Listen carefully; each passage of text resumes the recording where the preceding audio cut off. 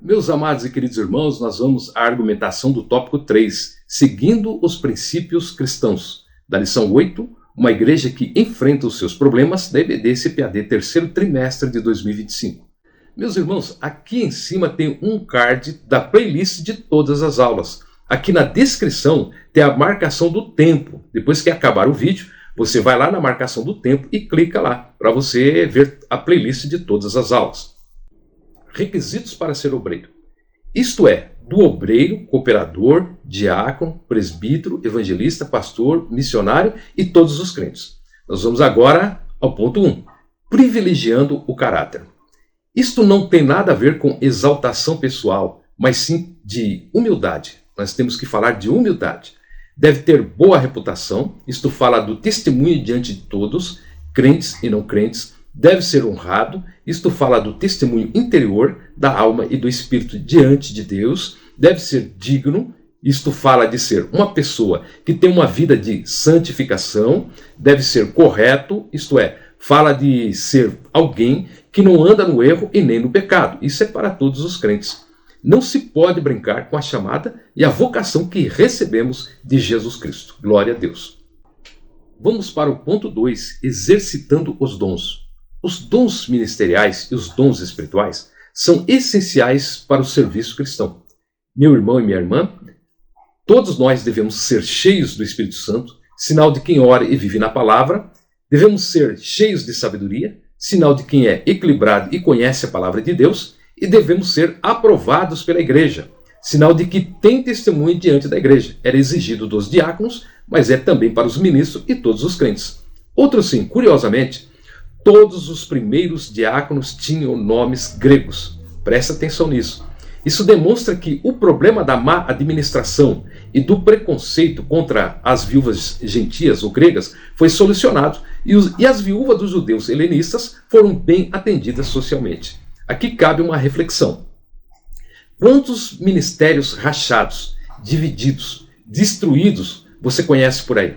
Que começaram com estes problemas, com essas dificuldades, e os responsáveis e os próprios membros não tiveram sabedoria e espiritualidade para orar, buscar sabedoria do Espírito Santo e solucionar esses problemas.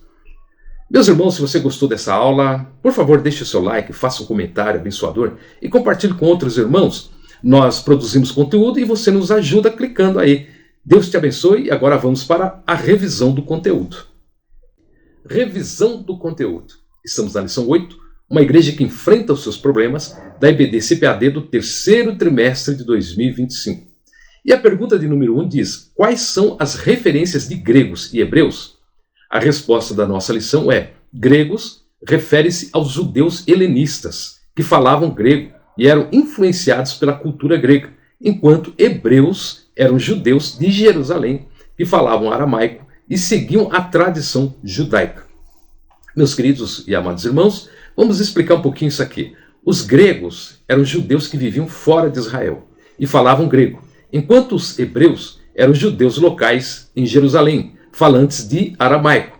Essa diferença de idioma e cultura foi a base do conflito que houve dentro daquela igreja. Vamos à pergunta de número 2. Quais são as duas naturezas do conflito entre os judeus gregos e os judeus hebreus? Vamos à resposta. O conflito era de natureza cultural, devido às diferenças de idioma e costumes, e de natureza social, porque as viúvas dos judeus helenistas estavam sendo negligenciadas na distribuição diária de alimentos. E vamos dar uma explicação a mais sobre isso. O conflito tinha duas partes. Cultural, por causa das diferenças de idioma entre os dois grupos. Social, porque as viúvas gregas estavam sendo negligenciadas na distribuição diária de alimentos. E vários problemas semelhantes a esse podem acontecer dentro de uma igreja.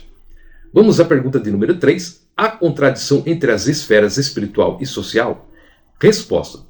Não há contradição entre as esferas espiritual e social, pois ambas fazem parte da única missão da igreja.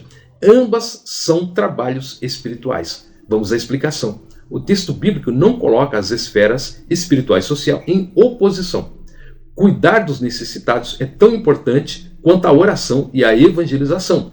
sendo ambos lado da mesma missão da igreja. É que uma única pessoa não dá para fazer tudo ao mesmo tempo. Por isso que os apóstolos cuidavam de uma coisa e os diáconos de outra. Pergunta número 4. Com que a palavra diaconia tem a ver? Resposta. A palavra diaconia tem a ver mais com a função do que com o cargo ou ofício. Vamos também à explicação disso daí. Cargo é aquilo que você é nomeado e função é aquilo que você faz. Diaconia se refere à função de serviço, não a um cargo hierárquico. Em Atos 6, o foco é a função de serviço dos 7 diáconos, o que fundamenta o diaconato cristão. Vamos à pergunta de número 5. O que recebeu ênfase pelas exigências e qualificações exigidas para o diaconato? Resposta. Nas exigências para o diaconato, o caráter é enfatizado. Aqueles escolhidos para cuidar das mesas deveriam ser pessoas de boa reputação. Uma explicação. As qualificações para o diaconato não tem nada a ver com orgulho ou com grandeza, é com humildade, e davam ênfase ao caráter. Os escolhidos precisavam ter boa reputação, o que significa ser uma pessoa autêntica, honesta e correta.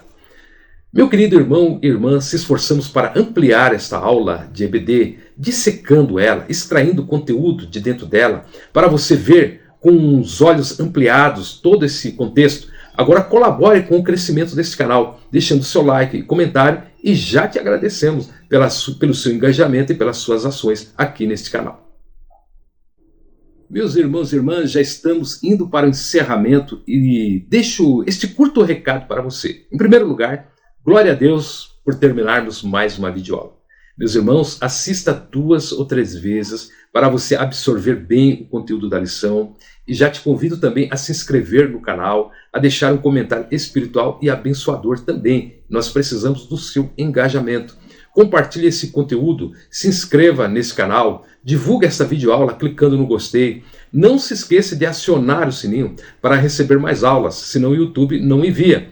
Meus amados irmãos, deixei o esboço desses comentários que nós fizemos por aqui no final da videoaula, para você copiar, você pausar, você pausa, você copia. Meus irmãos e irmãs em Cristo Jesus, a próxima aula é a lição de número 9, uma igreja que se arrisca. Ela vai ser ministrada na data de 31 de agosto de 2025 e vamos aprender sobre os desafios enfrentados por Estevão ao ter a sua fé questionada e como isso reflete na experiência da igreja hoje. Quais seriam as blasfêmias, as narrativas modernas que de forma semelhante acusam a igreja de ir contra os valores atuais, mundanos e carnais e costumes de hoje? E qual é a nossa postura diante delas? É isso que vamos aprender. Vamos mostrar a defesa da fé feita por Estevão e a sua aplicação para os cristãos na atualidade. Ele usou só a Bíblia. Como os cristãos de hoje podem defender a fé em um mundo que valoriza a ciência, a experiência pessoal e coloca no mesmo patamar a sabedoria e o conhecimento profundo da palavra de Deus? Meus irmãos, são pessoas que não primam pela palavra. Nós vamos refletir sobre o martírio de Estevão e a importância da perseverança e a fidelidade à missão da igreja. Diante do seu exemplo de perdoar os seus agressores e sacrificar-se pelo perdido, o que a igreja de hoje está disposta a sacrificar ou a perder para que a sua missão avance, transformando a vida daqueles que hoje a perseguem ou se opõem a ela, sendo que o nosso alvo é a vida eterna. Meus irmãos, vai ser um prato cheio para aqueles que querem conhecer mais o verdadeiro evangelho raiz, o evangelho de Cristo. Meus irmãos, o Senhor te abençoe e te guarde. O Senhor faça resplandecer o seu rosto sobre ti e tenha misericórdia de ti. O Senhor sobre ti levante o seu rosto e te dê a paz. E até a próxima aula, se Deus assim nos permitir.